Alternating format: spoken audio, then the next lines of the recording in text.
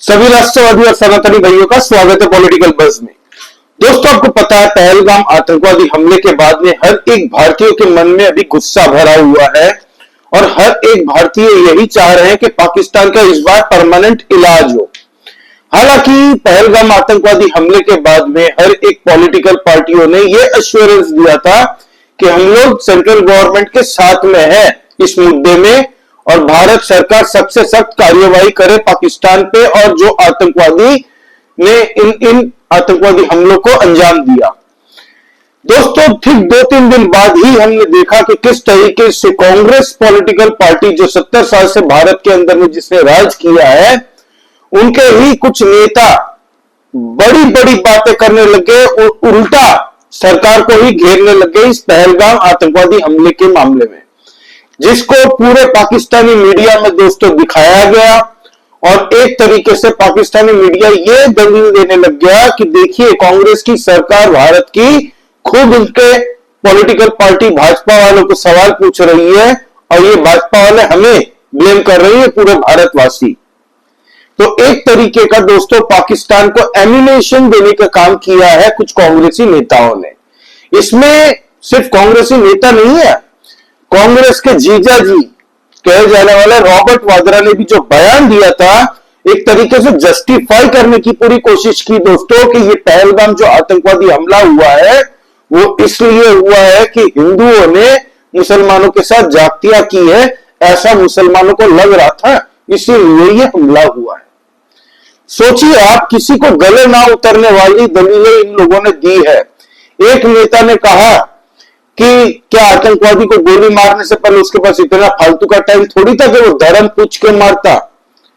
सोचिए आप, ये वो नेता बोल रहा है जो एसी ऑफिस में बैठा हुआ है अपने एसी दफ्तर में, एसी घर में, और इनके बच्चे शायद फॉरेन में पढ़ रहे होंगे। इनको कोई लेना देना नहीं है दोस्तों, न देश से, न देश की सेना से, न देश के लोगों से। फिर भी ये लोग बयान देते हैं सिर्फ अपनी राजनीतिक रोटियां सेकने के लिए। और दूसरी तरफ राहुल गांधी और मल्लिकार्जुन खड़गे मीडिया के सामने ये कहते हैं कि हम इस आतंकवाद के मामले में भारत की सरकार के साथ में कंधे से कंधा मिला के खड़े हैं। तो ये दोहरा चरित्र क्यों? इसके बाद में पूरे देश के अंदर में दोस्तों गुस्से की हर सीमा पार कर दी जब कल कांग्रेस के पोर्टल से दोस्तों एक मीम शेयर किया गया जिसमें नरेंद्र मोदी जी को खड़ा करके नरेंद्र मोदी जी का गला ही गायब कर दिया उस फोटो से। आप देखिए, पूरे देश के लोग सोशल मीडिया में दोस्तों गुस्सा होके, लाल होके जब कांग्रेस की सरकार को गालियां देने लग गए भर भर के, तब शाम के वक्त में उनको ये हटाना पड़ा।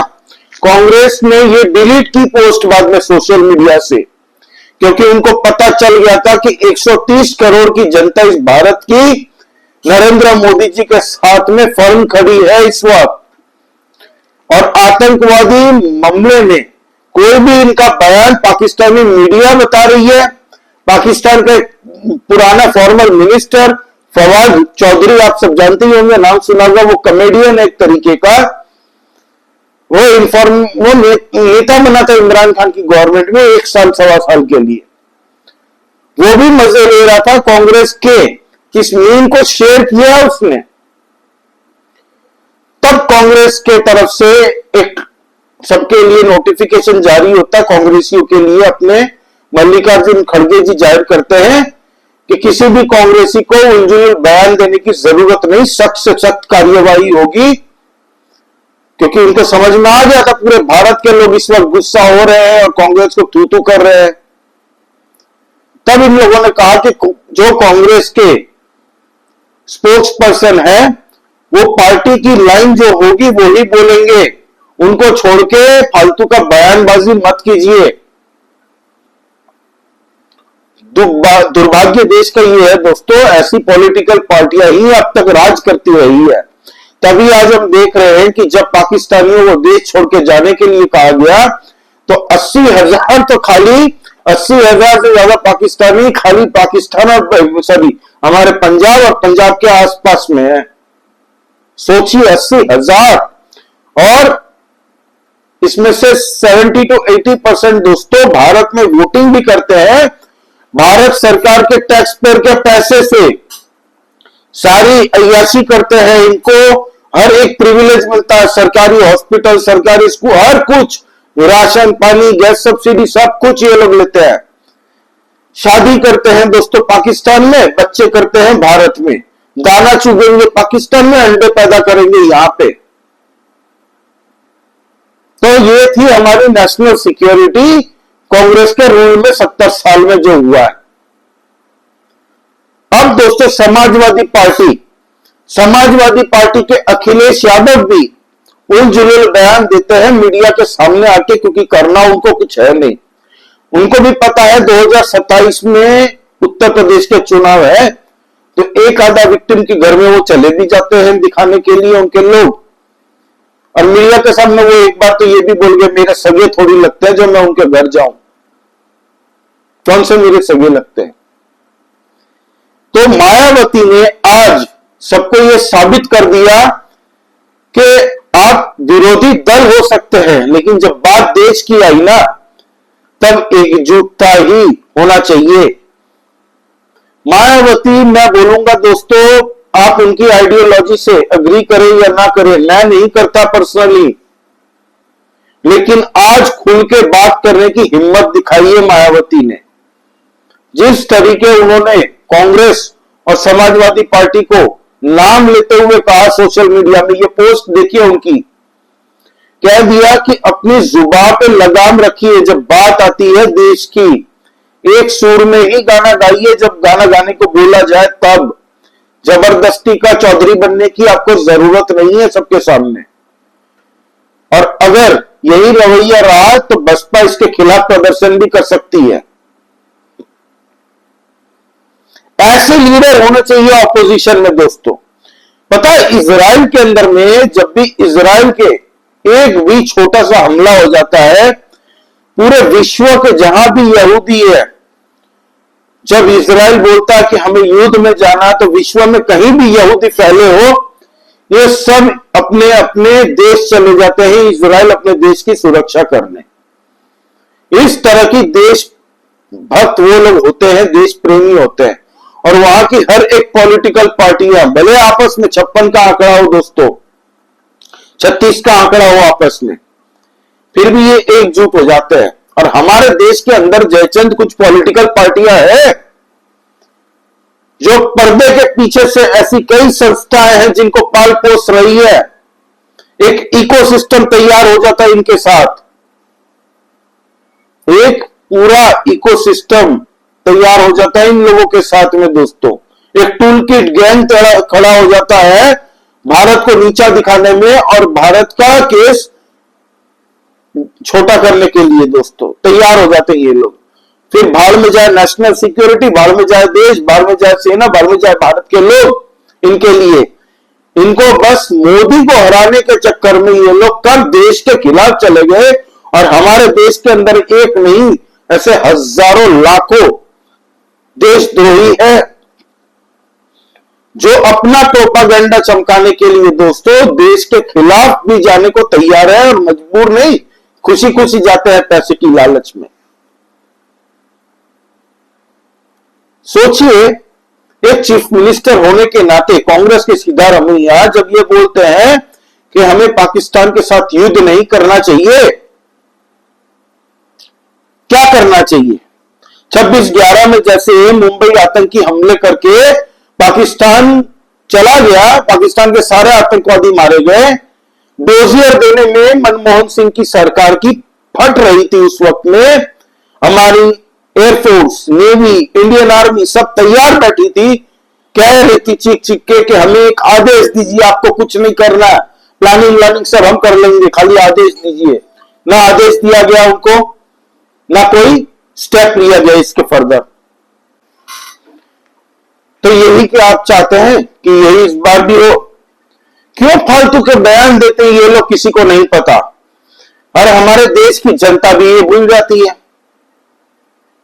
वोटिंग देते टाइम सब भूल जाते हैं, छुट्टी मनाते हैं दोस्तों, चाय पकौड़े के साथ में घर में छुट्टी मनाएंगे। कई लोग वोट देने नहीं जाते। आपको मोदी से 1000 गुना नाराजगी अगर हो ना, तो भी वोट देते टाइम 2 मिनट सोचिए। मोदी को भले आपको वोट ना दीजिए, नोटा दबा दीजिए, लेकिन आप लोग किस पॉलिटिकल पार्टी को, और ये एक बार नहीं हो रहा, हर बार यही होता है। जब सर्जिकल स्ट्राइक की तब हमारी सेना पे सवाल के सबूत दीजिए, नहीं करते। जब अगर कुछ नहीं करते तो मोदी पे चल बैठते कि भाई कुछ किया नहीं इसका, लेकिन एक्शन तो होगा, क्योंकि हमें पता है इस बार नरेंद्र मोदी और अमित शाह बैठे हैं भाई सेंट्रल में। थोड़ा सा भी मिस एडवेंचर पाकिस्तान या कोई भी कंट्री भारत की नेशनल सिक्योरिटी को थ्रेट अगर पहुंचाने की कोशिश करेगा तो वो कोई भी हो, फिर छोड़ा नहीं जाएगा, बचेगा नहीं। मायावती ने जिस तरीके से समाजवादी पार्टी को भी चुप करवाया, एक तरीके से साथ देता हूं, असदुद्दीन ओवैसी खाली मुसलमानों की बात करता है, लेकिन मैं उसके इस चीज से हमेशा उसका साथ देता हूं, उसको सपोर्ट करूंगा जब वो पाकिस्तान पे बोलता है। खाली ये एक मुद्दा 1% बोलता है ना, उससे अग्री करता हूं जो वो पाकिस्तान पे, और ये पहली बार उसने नहीं कहा, हर बार वो पाकिस्तान पे जब भी बोलता है तो आग बरसता है। इस बार भी उसने वही किया। उमर अब्दुल्ला जिंदगी में कभी भी उसको मेरा सपोर्ट तो मिलना है नहीं, उसके बाप ने, उसकी फैमिली ने जो 1990 के दौर में कश्मीरी पंडितों के साथ में किया था, जिंदगी में वो लेट भी जाए, आज हनुमान चालीसा भी पढ़ने बैठ जाए, फिर भी मैं उसको जिंदगी में उससे अग्री नहीं करूंगा, ना मेरा वो भरोसा कभी ले पाएगा। फिर भी वो बंदा खुद इस बार कुछ नहीं बोल रहा है और पूरा समर्थन दे रहा है भारत की सरकार को, और पाकिस्तानियों को गालियां दे रहा है खुले में। ये लोग जो बोलते हैं दोस्तों, नेता लोग कवर फायर दे रहे हैं कि मजहब नहीं होता आतंकवादियों का। तुमसे किसी ने पूछा है? मरने वालों का मजहब होता है। आप लोग कोई कह रहे हैं, कोई नेता तो ये भी बोल रहा है कि देखो एक मुसलमान ने कुछ टूरिस्टों को बचाया है, हालांकि टूरिस्ट वहां पे खुद बोल रहे हैं कि किसी ने नहीं बचाया हमें, यहां तक कि वहां पे पुलिस भी अवेलेबल नहीं थी।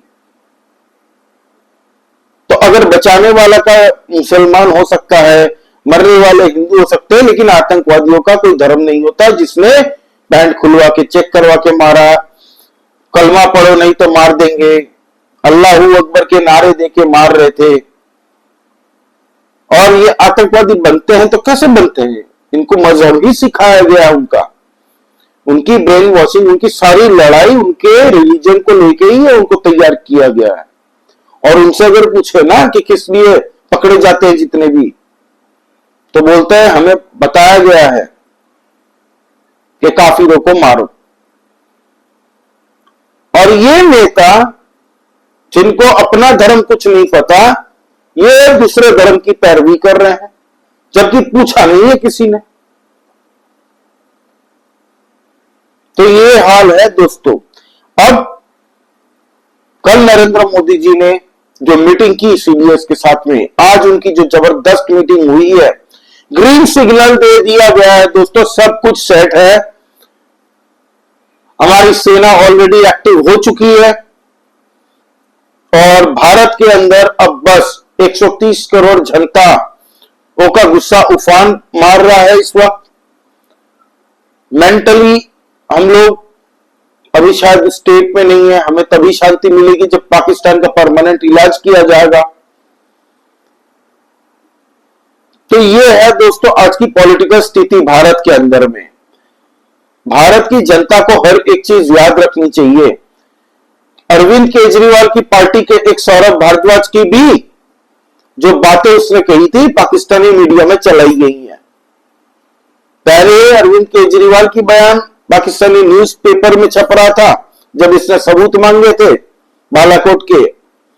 दूसरी बार इनके सौरभ भारद्वाज 2% का नेता है, ये खुद बयान देता है, वो पाकिस्तान छापता है और पाकिस्तान पूरे विश्व में दिखाता है, देखिए भारत के नेता ही खुद सवाल उठा रहे हैं, आप हमें पकड़ रहे हैं।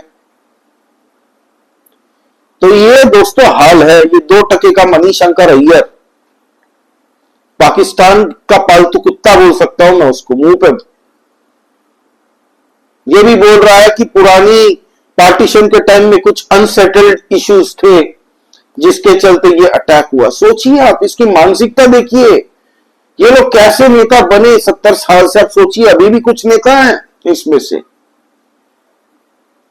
तो हमें वर्कआउट करना है कि कैसे पॉलिटिशियन इस देश को रन करेंगे। भाई मैं पर्सनली पूरी समर्थन मेरा नरेंद्र मोदी जी के साथ में है, हमारी इंडियन आर्म फोर्सेस के साथ में है, Indian navy, Indian air force, Indian army, सब जितनी भी हमारी एजेंसीज है सब अभी काम पे एकजुट होकर लगे हैं। तो ये था दोस्तों आज का वीडियो, ये बताना जरूरी था, आपके सामने रखना सच कि कौन अभी कौन से पेज में खड़ा है। तो आपका इस बारे में क्या कहना है प्लीज कमेंट करके बताइए। लाइक कीजिए इस वीडियो को दोस्तों। जय श्री राम। सभी सनातनी और राष्ट्रवादी भाइयों को जय हिंद, वंदे मातरम।